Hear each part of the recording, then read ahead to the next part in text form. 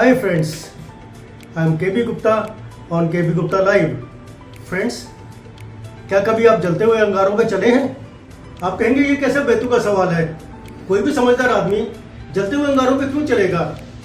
तो इस बात में मैं आपको बता दूं कि मैं एक बार जलते हुए अंगारों पे चला हूँ।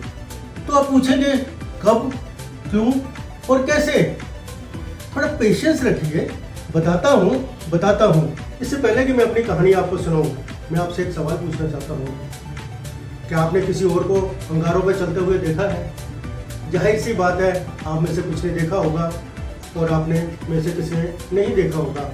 जिन लोगों ने देखा होगा उन्होंने अक्सर साधु सन्यासियों को चलते हुए देखा होगा। लेकिन इस बात से अगर आपको लगता है कि वही लोग अंगारों पे चल सकते हैं जिन्हें कुछ दिव्य शक्तियाँ प्राप्त हैं, तो आप बिल्कुल गलत हैं। चलो मैं आपको अपने अंगारों पे चलने वाली कहानी सुना ही दूँ। दरअसल ये ट्रेनिंग के दौरान हुआ। फर्श के ऊपर लगभग 5 फीट बाई 2 फीट का जलते हुए कोयलों का एक बेड बना हुआ था। ट्रेनर सबको अंगारों पे चलने के लिए बोल रहा था, लेकिन किसी की हिम्मत ही नहीं हो रही थी। लोगों में हिम्मत लाने के लिए ट्रेनर ने एक बार खुद अंगारों पे चल के दिखाया, लेकिन फिर भी कोई आगे नहीं आ रहा था। वे बार बार बोल रहा था, ट्राई करके तो देखो, लेकिन किसी की हिम्मत ही नहीं पड़ रही थी। आखिरकार एक बंदा चलने के लिए तैयार हो गया। और अगर आपको लगता है कि वो बंदा मैं था, तो आप बिल्कुल गलत हैं। जैसे एक बंदा चला, उसके बाद दूसरा, तीसरा, और लोग चलते गए। मैं तो शायद चलने वालों में सेकंड लास्ट ही था। मैं जलते हुए अंगारों में चल तो लिया, लेकिन इसके बाद मेरा थिंकिंग प्रोसेस ऑन हो गया कि ये कैसे पॉसिबल हो पाया। काफ़ी सोचने के बाद मुझे लगा कि इसके 3 कारण थे। सबसे पहले तो जब भी कोई इंसान अंगारों पर चलता था तो ट्रेनर जोर जोर से चलते रहो बोलता था। मैं समझ गया कि जब तक पहले पैर बर्निंग टेम्परेचर पर पहुंचता वह ऊपर उठ चुका होता था, और जब वो नीचे आने की बारी आती तो उसका टेम्परेचर कम हो चुका होता था। इसी कारण कोई भी जलते अंगारों पर आसानी से चल सकता था। दूसरा, अंगारों के बेड के 2-3 फीट आगे एक ठंडे पानी की ट्रे पड़ी हुई थी। जब इंसान तेजी से चलता था तो वह पानी की ट्रे में चला ही जाता था, और इस कारण से पैरों की रही से गर्मी भी जाती रहती थी।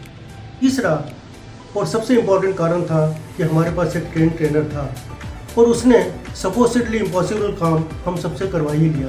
अब ये बात मुझे समझ में आ गई कि अगर हमारे पास एक अच्छा गाइड है तो हम वो भी काम कर सकते हैं जो हमें लगता है इम्पॉसिबल है या नहीं हो सकता।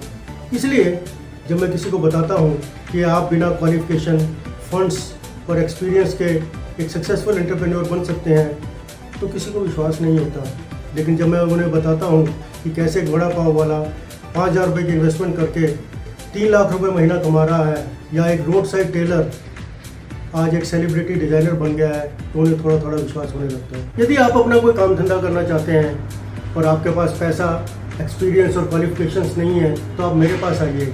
मैं आपको बताऊंगा इन चीज़ों के बिना भी आप कैसे एक सक्सेसफुल एंटरप्रेन्योर बन सकते हैं। इसके लिए आपको ज़्यादा मेहनत करने की ज़रूरत नहीं है। आपको केवल मेरी वेबसाइट www.kbgupta.com पर जाना है और मेरे साथ एक फ्री 1-to-1 कंसल्टेशन बुक करनी है।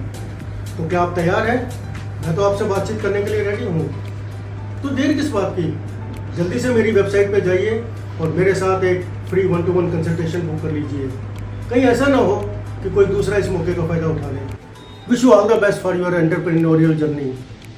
Hope you like this video. If yes, then please press like and share button and subscribe to my channel.